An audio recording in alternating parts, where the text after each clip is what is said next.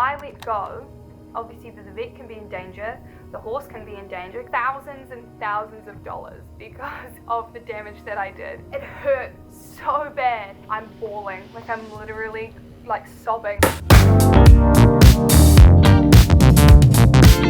So hey guys, how's it doing? Hey guys, how's it going? So in today's video, I'm basically gonna tell you my vet school horror stories. I know I look very glamorous right now because I'm going out tonight, hence the glass of wine in the background. I also changed my lighting. I have a ring light. Oh my god. I'm like a real YouTuber now. I look like astoundingly pale. I might do up another button to try and hide my pale chest.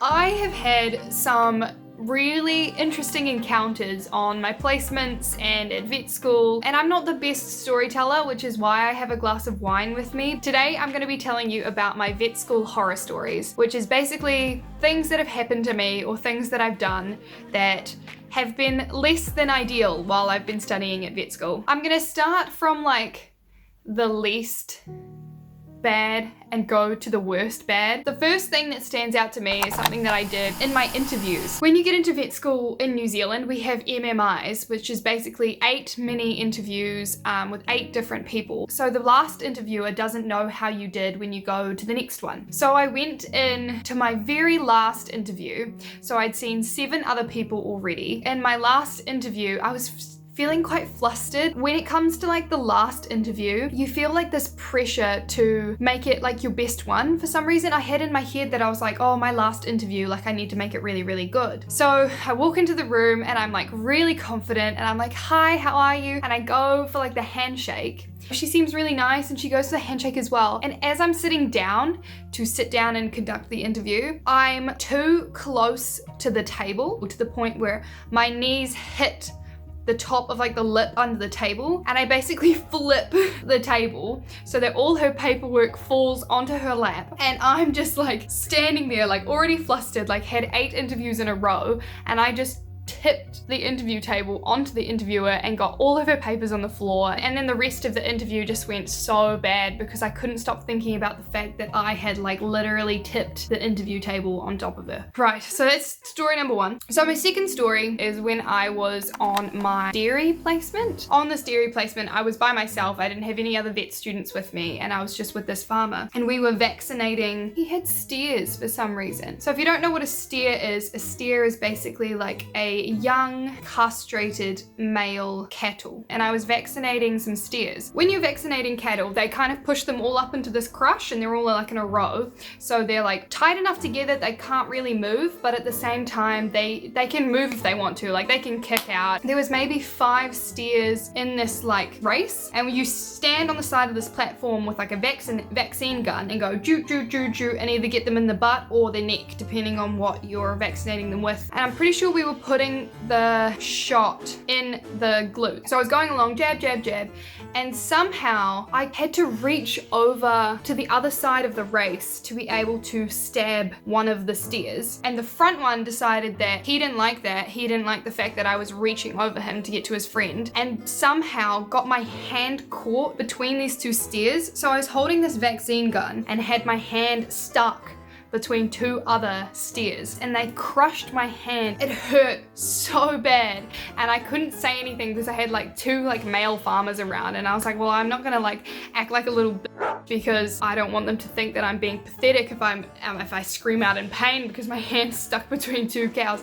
And I basically just had to keep my hand there until they moved enough that I could like slowly pull my hand out, and it was like pelvic bone to pelvic bone with holding a vaccine gun. So this knuckle here, which was like holding the trigger, got absolutely squished. I didn't think much of it at the time, like it was painful for the rest of the vaccinating, like I had a really sore knuckle, and then the next day it like blew up and it was like blue. But I just left it for a few days and it went away, so I definitely did some damage to the joint, but like it wasn't that bad. So now we're gonna move on to some of the things that I'm less proud of. So on my YouTube channel, one of my first videos was at my horse placement down south.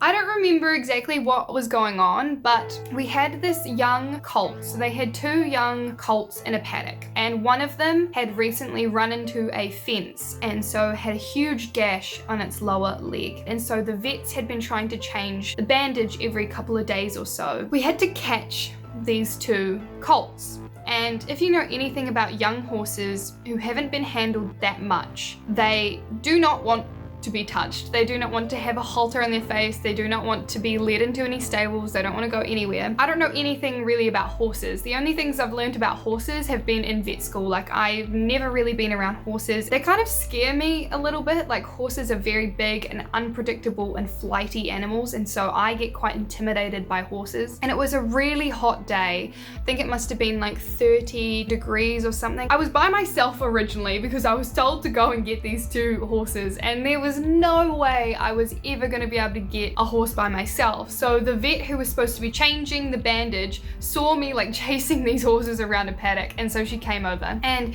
she tried to have a go at catching them, and that didn't work for her either. So I was like, I was a lost cause if the vet couldn't even catch them. And so we basically decided to like lead them down to this small little cattle yards that they have where they get the horses in. So we corralled the horses down into this little cattle yard, and we separated the 2 off, the one that was injured and the one that wasn't. I went into this small little pen with the vet and this horse. It's quite dangerous to tie horses to a fence because if they buck, then they can break their necks or do a lot of damage to the fence and that sort of stuff. So the vet told me to hold on to the lead rope of this horse. And so the vet bent down to have a look at this bandage, and all of a sudden I started feeling very unwell, very lightheaded, and I'm not a fainter. I think I've only fainted once or twice in my life. I started feeling like I was gonna faint, and I was holding this colt, and the vet was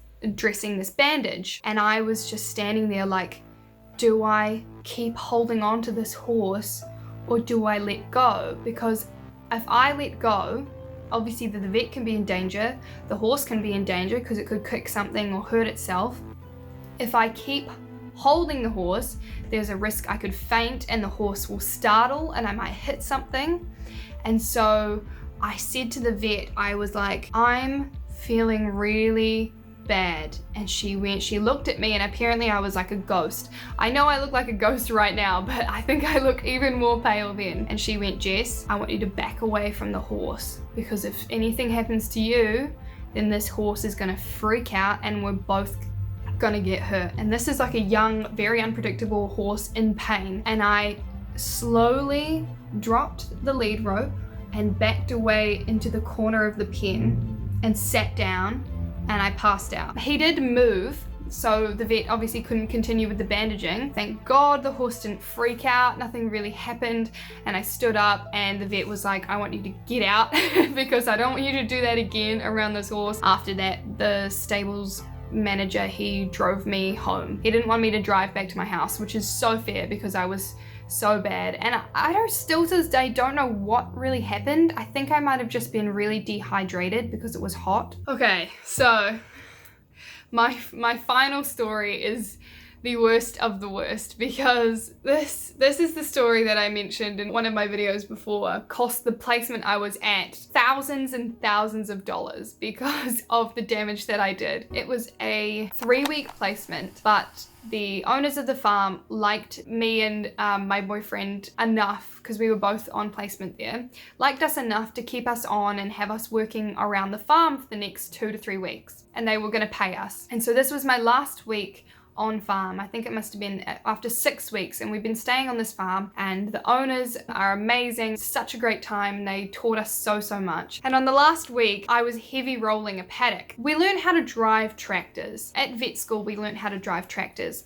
And I'd been taught how to drive this tractor, and I'd actually been driving it around for quite a few days because I was heavy rolling, like as a job. That's what I was doing, is heavy rolling these paddocks. But I'd never driven the tractor out of the paddock. I think we all know where this is going at this point. So I decided on my like second to last or third to last day that I was like, I can drive this tractor well enough that I can drive it out of the paddock and into the yards. Prior to that, I doubted my capabilities, and I actually called my boyfriend and I was like, hey, do you think you could come and meet me in this paddock and drive the tractor out, because don't think I'm confident enough to do it. And he was like, yes, I'm busy doing something else at the moment, but I can come in about 15 to 20 minutes if you want to wait that long. And I was like, yeah, okay, sure, I'll wait. And it got to about 10 minutes and I was like, I cannot wait any longer. I want to go home, so I'm gonna go and drive the tractor out anyway. So I did it. I got out of the paddock and I closed the gate, which was a really narrow gate entry, by the way, and I completely missed that and I did fine. And then I turned out down the race and I went down the race and I went into the cattle yards. I don't know why I didn't think to use the brake. I'd been doing like a manual clutch stop, okay? I hadn't been using the brake, which is really dumb. If you know anything about tractors or anything about cars, I admit that that was a completely stupid thing to do. So I slowed down and like, I don't even know tractor terms, but like used the clutch to slow down the tractor to the point where it was nearly at a stop, and then I would turn the tractor off. But it was not slowing down fast enough, and I was approaching the sheep yards. And this tractor had a huge bucket claw on the front of it. And I basically came forward and I stopped, but I stopped as the bucket hit the top of a sheep ramp, the sheep ramp that was in the yards. I initially did some damage to the sheep ramp and I freaked out and I took my foot off of the clutch and the tractor lurches forward and it completely snaps the sheep ramp in half. And this is like a big sheep ramp that you use to get sheep onto a truck. And I completely snapped this huge sheep ramp with the tractor. And so I think, oh my God, and I just managed to stop again, like